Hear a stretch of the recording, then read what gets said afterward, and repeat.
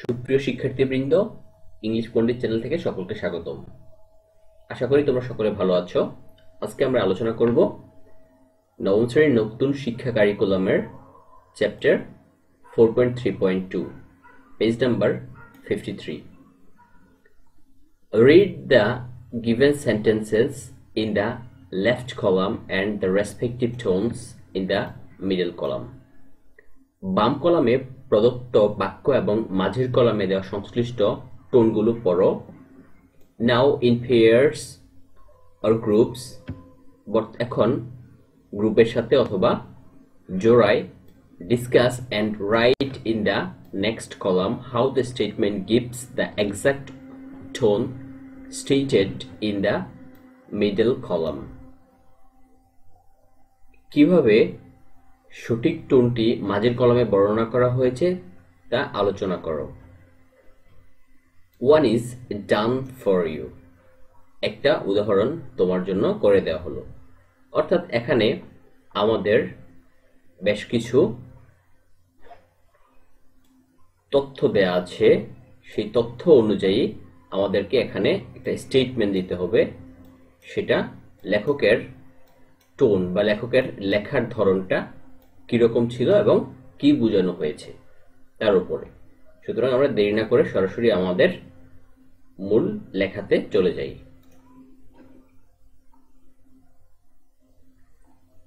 প্রথম আমাদের table number A, joining a club or extracurricular activities can help you develop new skills and make friends. অর্থাৎ একটি নতুন ক্লাবে বা সহশিক্ষা কার্যক্রমে যোগদান নতুন দক্ষতা বিকাশ করতে এবং বন্ধু তৈরি করতে সাহায্য করতে পারে। এই সেন্টেন্সের টোনটা হচ্ছে পারসিউসিভ, অর্থাৎ প্ররোচিত করা, এবং how the statements give the exact tone, এখানে তার সম্পর্কে কিছুটা বিস্তারিত লিখতে হবে। Here, the writer inspires the readers to join a club or extracurricular activities, and it explains the benefits of joining a club or extracurricular activities. লেখক এখানে একটি ক্লাব বা পাঠ্যক্রম বহির্ভূত কার্যক্রমে যোগদানের জন্য অনুপ্রাণিত করেন এবং এটি একটি ক্লাব বা পাঠ্যক্রম বহির্ভূত কার্যকলাপে যোগদানের সুবিধাগুলো ব্যাখ্যা করে। তোমাদের বুঝার সুবিধার্থে প্রত্যেকটা সেন্টেন্সের নিচে এখানে অর্থগুলো তুলে ধরা হলো। যেহেতু প্রথমটা করা আছে, আমাদের মূল কাজ হবে দ্বিতীয় অর্থাৎ নাম্বার বি থেকে। Please ensure that your assignments R submitted on time. আপনার অ্যাসাইনমেন্ট সময় মতো জমা দেওয়া হয়েছে তা নিশ্চিত করুন। এটা হচ্ছে একটা ফর্মাল টোন বা ফর্মাল সেন্সে। তাহলে তার বিশ্লেষণটা কিরকম হবে?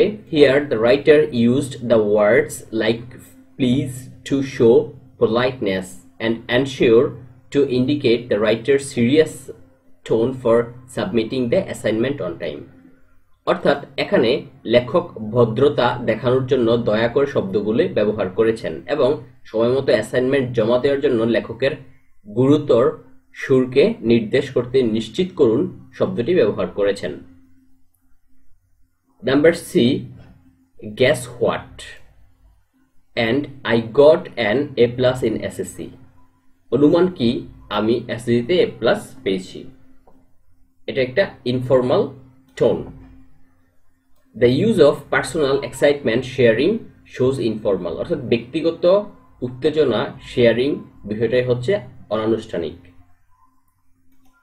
I will never forget the day I went on a thrilling roller coaster ride at the amusement park.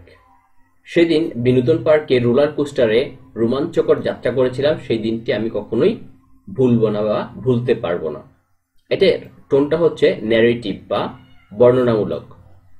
The statement actually narrates a moment of the writer about an event when he went to an amusing park. অর্থাৎ বিবৃতিটি আসলে লেখকের একটি ঘটনা সম্পর্কে একটি স্মৃতি বর্ণনা করে যখন তিনি একটি মজার পার্কে গিয়েছিলেন, অর্থাৎ পার্কে যে মজা করেছিলেন সেই সময়কার স্মৃতিটা এখানে বর্ণনা করা হয়েছে। E number, when I think about my favourite hobby, যখন আমি আমার প্রিয় শখ সম্পর্কে চিন্তা করি, it brings me joy and helps me relax, অর্থাৎ এই জিনিসটা আমাকে সান্ত্বনা দেয় এবং আমাকে খুবই আনন্দিত করে। এটা হচ্ছে প্রতিফলিত অর্থাৎ রিফ্লেকটিভ এটার সুর। The tone reflects the writer's personal thought and feelings about his hobby which is connected with happiness and relaxation, অর্থাৎ এখানকার যে সুরটি লেখকের ব্যক্তিগত চিন্তাভাবনা এবং তার শখ সম্পর্কে অনুভূতি প্রতিফলিত করে যা সুখ এবং শিথিলতার সাথে সংযুক্ত। এফ নাম্বারটা হচ্ছে অন মাই বার্থডে, আমার জন্মদিনে, the heart-warming surprise from my friends made me feeling grateful and loved, বন্ধুদের কাছ থেকে হৃদয়স্পর্শী বিস্ময় আমাকে কৃতজ্ঞ এবং প্রিয় বোধ করেছে। এটা হচ্ছে লেখকের যে টোন সেটা হচ্ছে emotional. Here the word heartwarming is used for happiness of the writer, অর্থাৎ এখানে heartwarming শব্দটা লেখকের আনন্দবোধকে প্রকাশ করেছে। The feeling of grateful and love refers to the emotional state of a person, অর্থাৎ এখানকার grateful and loved যে ফ্রেজটা সেটা হচ্ছে লেখকের অনুভূতিটাকে অর্থাৎ মানসিক অবস্থাকে বোঝানো হয়েছে।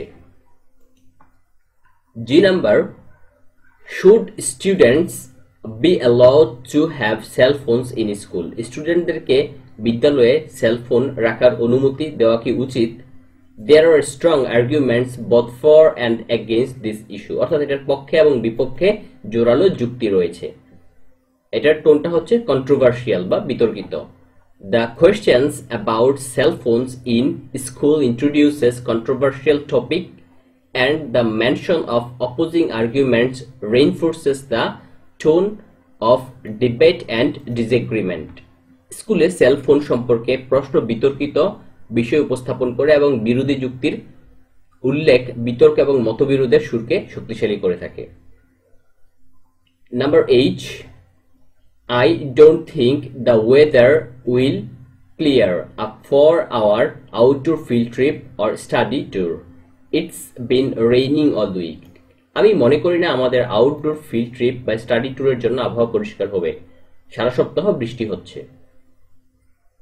এটা হচ্ছে একটা পেসিমিস্টিক, এটার টোন বা সুরটা হচ্ছে পেসিমিস্টিক বা হতাশার। The negative outlook such as don't think raining all week creates a pessimistic tone which is full of doubts about weather, অর্থাৎ এখানে নেতিবাচক দৃষ্টিভঙ্গির উল্লেখ পাওয়া যায়। মনে হয় না এবং সারা সপ্তাহ বৃষ্টি এই দুটি শব্দের মধ্য দিয়ে একটি হতাশাবাদী সুর তৈরি করে যা আবহাওয়াকে একটি সন্দেহপূর্ণ অবস্থায় ফেলে দেয়। Number I don't tolerate anymore disrespecting me or my friends, go away, কেউ আমাকে বা আমার বন্ধুদের অসম্মান করবে তা আমি সহ্য করব না, সো চলে যাও। এটা একটা অ্যাগ্রেসিভ টাইপ অর্থাৎ আগ্রাসী মনোভাব প্রকাশ করেছে। The writer said he won't tolerate, which expresses an aggressive mood, and the last sentence is go away refers to rudeness.